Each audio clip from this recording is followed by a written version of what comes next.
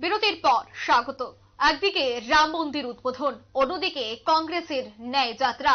ইতিমধ্যে অসমের বিভিন্ন জায়গা পরিক্রমা করছে এই ন্যায় যাত্রা, যেখানে রয়েছেন রাহুল গান্ধী। ওনার সভাপতিত্বেই এই ন্যায় যাত্রা। কিন্তু খবর উঠে আসছে যে রাহুল গান্ধীর এই ন্যায় যাত্রার মধ্যে ফের কংগ্রেসে বড় ভাঙ্গন ধরাতে যাচ্ছে এবার বিজেপি। মূলত কাল বা পরশু বিজেপির দ্বারা বড় ভাঙ্গন আসতে চলছে কংগ্রেসে। জানা যাচ্ছে একাধিক কংগ্রেস নেতারা এই মুহূর্তে দিল্লিমুখী। অরুণাচলে একাধিক কংগ্রেস নেতা এবার যোগদান করতে পারে বিজেপিতে। এই সূত্র মারফত এই খবর কিন্তু এই মুহূর্তে উঠে আসছে। সেই বিষয় নিয়ে আমি বিস্তারিত জানবো। টেলিফোন লাইনে রয়েছে এক্সিকিউটিভ এডিটর নীল বণিক। নীল, একদিকে রাম মন্দিরের উদ্বোধন, অন্যদিকে কংগ্রেসের ন্যায় যাত্রা। আজ তিনি অভিযোগ করছেন যে ওনাকে পুজো দিতে বাধা দেওয়া হয়েছে, এবং অন্যদিকে আরো সূত্র মারফত খবর উঠে আসছে যে একাধিক কংগ্রেস নেতা নাকি এই মুহূর্তে দিল্লিমুখী। কি বলবে গোটা বিষয়ে? দেখো, আজকে যে রাহুল গান্ধীর ভারত জোড়ো ন্যায় যাত্রা, সেই ন্যায় যাত্রা নিয়ে অসমে কিন্তু দিনভর শাসক বিরোধী চর্চা হয়। রাহুল গান্ধী নিজে মন্দিরের সামনে ধর্নায় বসেছিলেন, তিনি অভিযোগ তুলেছেন তাকে পুজো দিতে দেওয়া হয়নি, এবং অন্যদিকে বিজেপিও পাল্টা তাকে কটাক্ষ করেছেন রাজনীতি করার জন্য, বা যেভাবে রাম মন্দিরের নিয়ে মানুষের মধ্যে উন্মাদনা তৈরি হয়েছে, সেই উন্মাদনায় তিনি কোথাও ফুটেজ পাচ্ছেন না জাতীয় টেলিভিশনগুলিতে, তার জন্যই ফুটেজ রাজনীতি করার জন্যই তিনি এই পথে বসেছিলেন বা মন্দিরের সামনে ধর্ণা দিয়েছেন বলে অভিযোগ করেছে বিজেপি। তবে এই মুহূর্তে অভিযোগ পাল্টা অভিযোগে উত্তপ্ত অসম। তার মধ্যেই যেটা খবর পাওয়া যাচ্ছে যে অসমের এবং অরুণাচল প্রদেশের একাধিক কংগ্রেস নেতা আগামী কাল বা পরশু বিজেপিতে যোগদান করতে পারেন। বিজেপির কেন্দ্রীয় সদর দপ্তর দীনদয়াল উপাধ্যায় মার্গে বেশ কিছু কংগ্রেস নেতা অসম এবং তোমার অরুণাচল প্রদেশ এবং নাগাল্যান্ডের বেশ কিছু কংগ্রেস নেতা তারা কিন্তু দিল্লিতে রওনা দিয়েছেন, এবং তারা ইতিমধ্যেই দিল্লিতে পৌঁছেছেন বলে বিজেপি সূত্রের খবর। তবে কারা কারা গিয়েছেন সে বিষয়ে এখনো বিজেপি নেতা খোলসা করেনি। আগামী কাল বা পরশু দীনদয়াল উপাধ্যায় মার্গের বিজেপির যে কেন্দ্রীয় অফিস রয়েছে, সেই কেন্দ্রীয় অফিসে আনুষ্ঠানিকভাবে তাদের যোগদান করাতে পারে বিজেপি। এবং মণিপুরের একজন প্রাক্তন ডেপুটি চিফ মিনিস্টার তিনি জয়েন করতে পারেন বিজেপিতে, এমনটাই কিন্তু শোনা যাচ্ছে।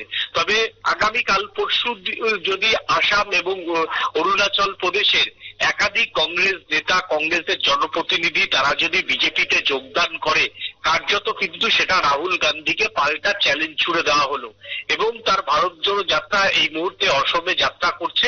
সেই জায়গাতে কিন্তু রাহুল গান্ধীর কার্যত নাক কাটা যাবে বলেই মনে করছেন রাজনৈতিক মহলের একাংশ। কারণ তিনি উত্তর পূর্বে রয়েছেন, আর তার মধ্যেই কেউ দল ছাড়ছেন, কেউ আবার দিল্লিতে গিয়ে যদি যোগদান করে, তাহলে কিন্তু কংগ্রেসের নেতৃত্ব দেওয়ার যে ক্ষমতা রাহুল গান্ধীর, সেটা নিয়ে ফের জনমানসে একবার প্রশ্ন উঠবে। আর বিজেপি ঠিক এই জায়গাতেই রাহুল গান্ধীকে যে ন্যায় যাত্রা, সেটা যে কার্যত ফ্লপ, সেটাকে প্রতিষ্ঠা করার জন্যই এই জয়েন্ট বা এই যোগদান করাতে চলেছে বলে রাজনৈতিক মহল মনে করে। তবে রাজনৈতিক মহলের যেটা দাবি, সেটা হচ্ছে রাহুল গান্ধীর এই যে ন্যায় যাত্রা, সেই ন্যায় যাত্রাকে যাতে কোনো প্রভাব না পড়ে, তার জন্যই কিন্তু এই যোগদান করানো হচ্ছে। অরুণাচল প্রদেশের বেশ কয়েকজন প্রাক্তন বিধায়ক এবং অবশ্যই একজন প্রাক্তন ডেপুটি চিফ মিনিস্টার সহ একাধিক কংগ্রেসের নেতারা কিন্তু তারা ইতিমধ্যেই দিল্লিতে রওনা দিয়েছেন। আজকে রাতের বেলা হয়তো কোনো বৈঠক হওয়া সম্ভব নয়, কারণ সবাই উত্তরপ্রদেশে রয়েছে। আগামীকাল হয়তো বৈঠক হবে দুপুর 12টার পরে, এরপরই আনুষ্ঠানিকভাবে বিকেলে বা তার পরের দিনই হয়তো যোগদান করবে। আর এই যোগদান করলে কার্যত প্রেস্টিজ ফাইটে কিন্তু অনেকটাই এই অসম অরুণাচল প্রদেশে লোকসভার আগে কার্যত এগিয়ে থাকবে বিজেপি। অঙ্কিতা। একদমই নীল, আজ কংগ্রেস নেতা অভিযোগ করছেন যে তাকে মন্দিরে প্রবেশ করতে দেওয়া হচ্ছে না। যদি তা সত্যি হয়ে থাকে, তবে কি কারণে তাকে মন্দিরে প্রবেশ করতে দেওয়া হলো না? তবে কি চাপ সৃষ্টি করার জন্য এই কর্মসূচি? কি বলবে? দেখো, মন্দির কর্তৃপক্ষ তো তারা জানিয়েছেন তারা কখনোই রাহুল গান্ধীকে প্রবেশ করতে দেননি, এটা ঠিক নয়। এখন তাকে বলা হয়েছে যে তিনি বিশেষ প্রার্থনা সভার কথা বলেছিলেন, সেই প্রার্থনা সভা 3টায় করতে দেওয়া হবে এবং রাহুল গান্ধী তৎক্ষণাৎই চাইছিলেন যে প্রার্থনা সভার। এবার মন্দিরের কিছু নিয়ম নীতি অবশ্যই রয়েছে, সেটা কি রয়েছে মন্দির কর্তৃপক্ষ বলতে পারবে। তবে মন্দির পক্ষ কিন্তু বিষয়টা কিন্তু উড়িয়ে দিয়েছে। তারা জানিয়েছে রাহুল গান্ধীকে 3টের সময় দেওয়া হয়েছে এবং এটাই তাদের নিয়ম। 3টের সময় তাদের নিয়ম, সকালবেলার দিকে তাদের মন্দির খোলা থাকে না এবং কার্যত এই নিয়ে শাসক বিরোধী দিনভর তরজা রেখেছে। তরজার মধ্যে একটা রাজনৈতিক গন্ধ অবশ্যই থাকে, বিষয়ে অস্বীকার করার উপায় নেই। তবে কে ঠিক, কে ভুল, কে সত্যি, কে মিথ্যা, সে তার বিচার করার ক্ষমতা তো আর আমার নেই। কিন্তু আজকে আসামে এই রাহুল গান্ধীর যে এই যে পুজো দিতে না দেওয়া, সেইটাকে কেন্দ্র করে কিন্তু শাসক বিরোধী উত্তপ বাক্য বিনিময় হয়েছে এবং সেই জায়গাতে দাঁড়িয়ে কিছুটা হলেও রাহুল গান্ধী কিন্তু প্রচারের আলোতে এসছেন। এখন তার প্রচারের আলোর উদ্দেশ্যে কিনা সেটা তো বিজেপি বলেছে তাদের মতো অভিযোগ করে। এখন রাহুল গান্ধী আগামী দুদিন সম্ভবত এখনো অসমে থাকবেন। এখন অসমে রাহুল গান্ধীর এই ভারত জোড়ো ন্যায় যাত্রা নিয়ে অনেক অভিযোগ, পাল্টা অভিযোগ হবে। এখন শেষ কথা বলবে, অভিযোগ পাল্টা অভিযোগের সবটাই শেষ কথা বলে গণতান্ত্রিক ব্যবস্থায় হচ্ছে ভোটাররা।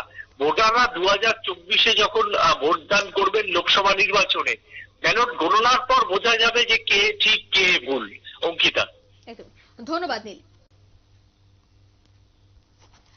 একদিকে অযোধ্যায় রাম মন্দিরের উদ্বোধন, রামলালার প্রাণ প্রতিষ্ঠায় ব্যস্ত প্রধানমন্ত্রী নরেন্দ্র মোদী। গোটা বিশ্বের সব প্রচারের আলো তার দিকে। অন্যদিকে অযোধ্যার থেকে প্রায় 1200 কিলোমিটার দূরে একেবারে লোকচক্ষুর আড়ালে ধর্নায় বসেছে কংগ্রেস নেতা রাহুল গান্ধী। কংগ্রেস নেতার অভিযোগ তাকে মন্দিরে প্রবেশ করতে দেওয়া হচ্ছে না, তার জন্যই তিনি ধর্নায় বসেছে।